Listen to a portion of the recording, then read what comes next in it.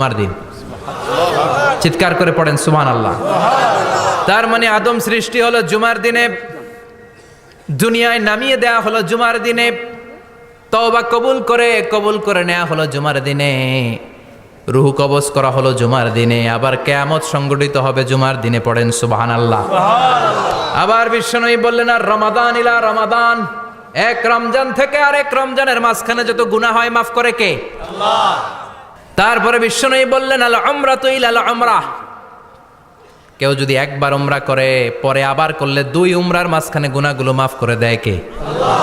আবার বিশ্বনবী বললেন, আল জুমাআতু ইলাল জুমআ কাফফারাতুন লিমা বাইনাহুমা, এক জুমার পর থেকে সামনের জুমা আসা পর্যন্ত যে সগীরা গুনাহগুলো হয় সবগুলো সগীরা গুনাহ মাফ করে দেয় কে? তার মানে জুমার দিন গুনাহ মাফের দিন।